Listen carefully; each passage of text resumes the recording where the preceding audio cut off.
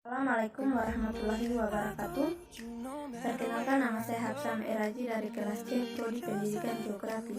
Baik, di video kali ini saya akan mempresentasikan atau menjelaskan materi tentang konsep hidrologi dan siklus hidrologi. Oke, langsung saja pada materinya. Yang pertama itu ruang lingkup hidrologi. Ilmu hidrologi merupakan cabang ilmu geografi yang mempelajari pergerakan, distribusi, dan kualitas air di seluruh bumi, termasuk siklus hidrologi dan sumber daya air. Hidrologi adalah ilmu yang mempelajari air dalam segala bentuk, yaitu cairan, padat, dan gas.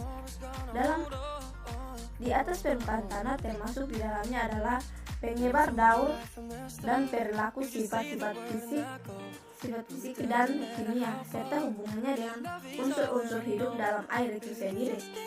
Berdasarkan konsep yang sudah disampaikan sebelumnya, hidrologi memiliki ruang lingkup atau cakupan yang luas.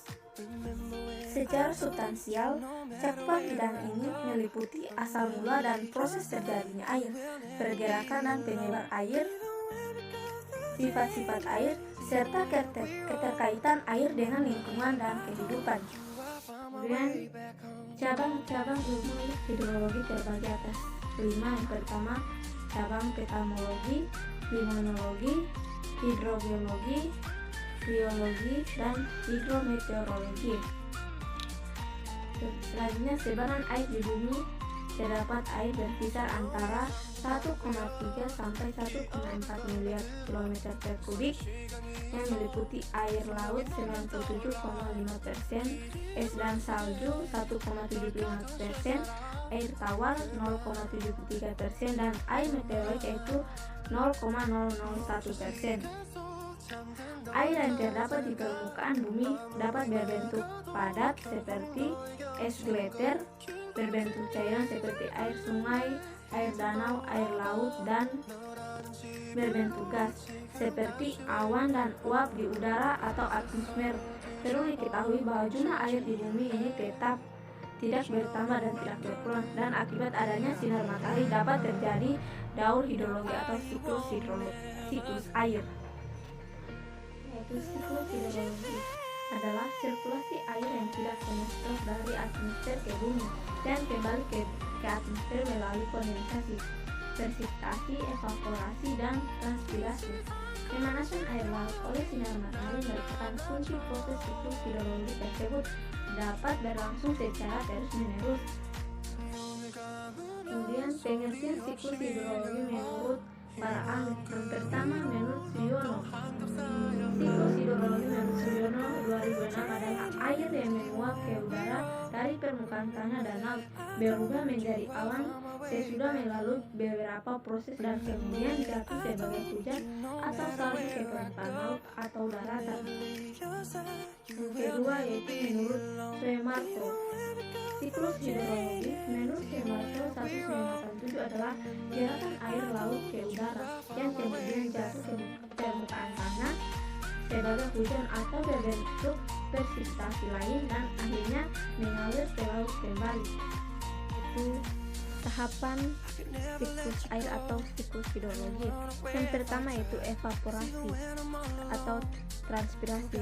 Istilah evaporasi digunakan untuk menunjukkan proses penguapan air yang berasal dari laut, sungai, danau, dan badan air lainnya.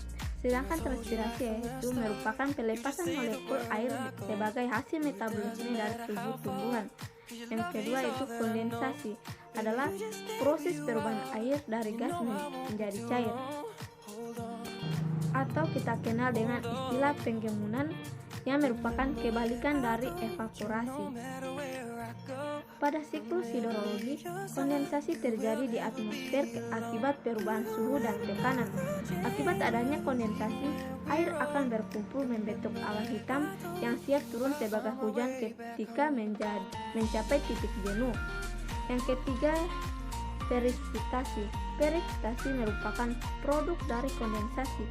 Presipitasi dapat terjadi karena adanya pendinginan dan pendamparan uap air sehingga air yang membentuk awan mencapai titik jenuh. Selanjutnya itu macam-macam siklus air atau siklus hujan dapat dibedakan menjadi 3 jenis berdasarkan panjang dan lama proses pergerakan molekul air. Yang pertama itu siklus pendek. Siklus air pendek diawali dari evaporasi air laut ke atmosfer. Pada ketinggian tertentu, uap air akan mengalami kondensasi yang akan membentuk awan. Yang kedua itu siklus sedang. Seperti yang terjadi pada siklus pendek, siklus sedang terjadi ketika air laut menguap. Yang membedakan adalah uap air akan terbawa oleh angin menuju daratan. Di ketinggian tertentu, uap air mengalami proses kondensasi menjadi awan. Yang ketiga itu siklus panjang. Siklus panjang diawali dengan evaporasi dan kondensasi air laut. Awan yang terbentuk dibawa oleh angin ke tempat yang lebih tinggi di area daratan. Siklus hidrologi. Siklus hidrologi ini merupakan siklus alami yang banyak mengandung manfaat. Manfaat siklus hidrologi diantaranya yang pertama was biofuel, kemudian water mobilization, ketiga water supply, keempat ratio life, ratio energi, dan objek wisata. Kemudian dampak kegiatan manusia terhadap siklus hidrologi. Yang pertama penebangan hutan, pembangunan pemukiman manipulasi manusia skala besar, dan yang terakhir itu pemakaian berbagai zat kimia. Kemudian yaitu neraca air atau water blend, merupakan neraca masukan dan keluar air di suatu tempat pada periode tertentu, sehingga dapat untuk mengetahui jumlah air tersebut, kelebihan atau kekurangan. Penggunaan mengetahui kondisi air pada surplus dan defisit dapat mengantisipasi bencana yang kemungkinan terjadi, serta dapat pula untuk mendayagunakan air sebaik-baiknya. Komponen neraca air meliputi kapasitas penyimpan air, jumlah ruang pori, infiltrasi, runoff, evapotranspirasi, curah hujan, dan jenis vegetasi.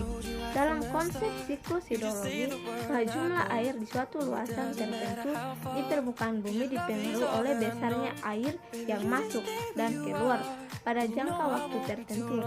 Semakin cepat siklus hidrologi terjadi, maka tingkat neraca airnya semakin dinamis. Model neraca terbagi atas 3. Yang pertama yaitu model neraca air umum, yang kedua model neraca air lahan, yang ketiga itu model neraca air tanaman. Baik, itulah hasil presentasi saya. Lebih dan kurangnya saya mohon maaf. Wassalamualaikum warahmatullahi wabarakatuh.